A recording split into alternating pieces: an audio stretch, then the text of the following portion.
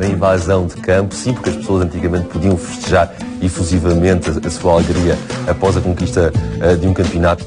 Meia final da Taça dos Campeões com o Marselha, jogava o Moza no Marselha na altura, em que na altura que as equipas estão preparadas para regressar ao estádio, o Azerbo entra em campo, apaga-se a luz do estádio e começa o povo todo a gritar para o Benfica.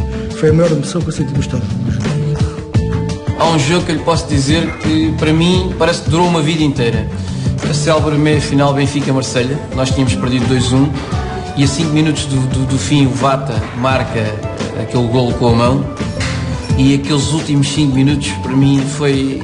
Bom, eu acho que nunca sofri tanto no futebol como aqueles últimos 5 minutos. Aquilo foi uma coisa mesmo inexplicável. Aquele estádio completamente cheio, aquele estádio, por mais que a gente queira nunca há de haver outro igual, aquilo era único mesmo, mítico mesmo. Nós entrávamos no Estádio da Luz e sentávamos, bocado antes de começar o jogo. Às tantas, lá vinha, mãe, pô, lá é um jeitinho, lá vinha mais um. Não, mais um jeitinho. E nós íamos encolhendo. Às tantas nós ficávamos assim, mas garanto-lhe uma coisa, quando havia golos e havia muitos, dava para gritar e saltar, isso não há dúvida. Era uma coisa fantástica. 120 mil pessoas naquele estádio, era um inferno, realmente, um inferno da luz. Os jogadores, quando entravam, onde subiam aquela escadaria para entrar no estádio e o público começava a bater palmas e a bater com os pés, aquilo estremecia tudo e nós também estremecíamos, ficámos com um papel de galinha tal que, ao sentirmos aquilo, que é uma coisa que é inexplicável. Eu não sei se os jogadores hoje em dia sentem isso, mas é o que a gente sentia. A gente sentíamos pequeninos enquanto não entrámos, enquanto não começava o jogo, era uma coisa terrível. Era realmente impressionante, isso é uma coisa que nunca se vai repetir. Porque parecendo que não era o dobro. E era impressionante aquilo.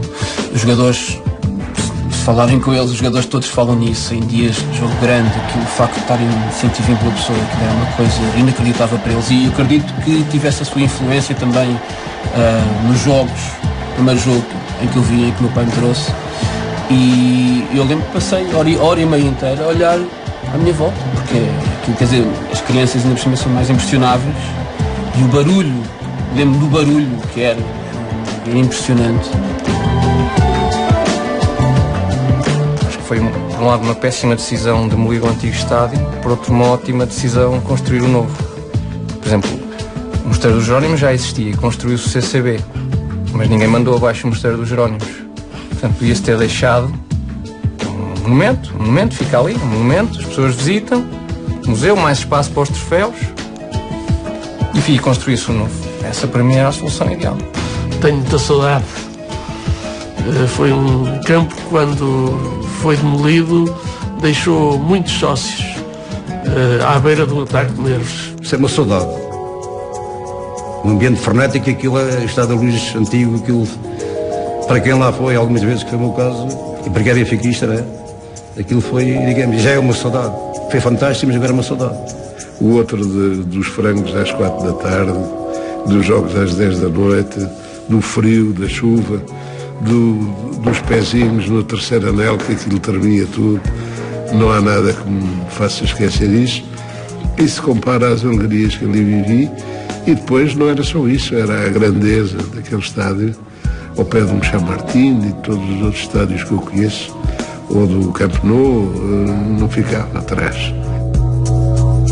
O Stadion grego equivalia a 180 metros. Estádio para o Benfica correspondeu a maratona e a vitória. O clube que nasceu numa farmácia chegou a uma catedral. Entre um momento e outro, calcorreou Lisboa. Semeou paixão pelos adeptos da cidade e do mundo e sagrou-se vencedor em todos os lugares que habitou. A história dos estádios do Benfica não foi planeada. Foi uma luta contra o imprevisto. Ainda bem, dirão os benfiquistas, se o caminho não tivesse sido tão longo, não teriam chegado à casa perfeita. Não seriam tão fortes, nem tão senhores do clube. O Benfica nunca foi um clube que teve facilidades na aquisição de sedes ou de campos para praticar os desportos. Ao contrário do nosso rival Sporting, que teve um campo de mão beijada oferecido pelo Visconde de Alvalade, nós andámos de campo para campo e, portanto, houve sempre expropriações ações de despejo, coisas assim do género que dificultaram muito a vida do Benfica, mas os sócios souberam, em todos os tempos, construir novos campos com grande sacrifício, com muito trabalho, com fins de semana a trabalhar, às vezes até ao fim do dia, aqueles operários que eram sócios, porque o Benfica hoje é um clube, já há muitos anos, de todas as classes sociais, mas no início não era um clube de gente pobre, de gente humilde, e portanto foi essa gente que andou com as balizas às costas de um lado para o outro durante todos estes anos, até termos este belo estádio hoje, não é? A história dos estádios do Sport Lisboa e Benfica é a história da evolução do próprio futebol.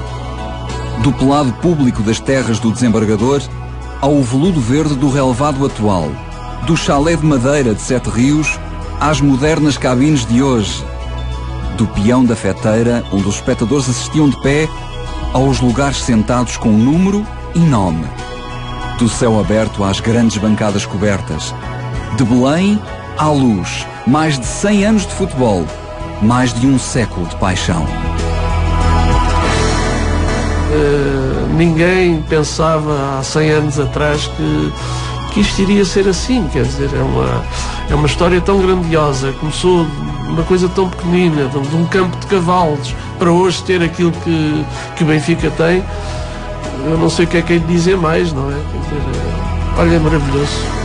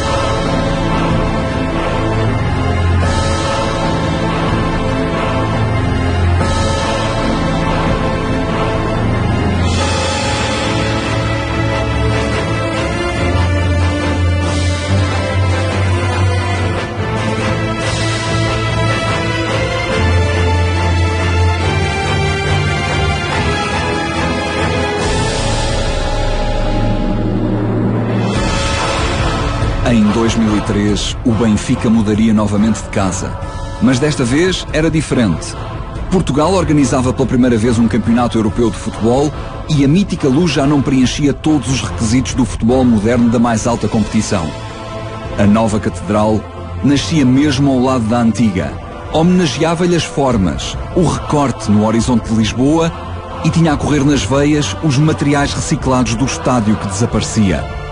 A nova luz era a mesma, mas ainda mais intensa, para iluminar as vitórias do futuro.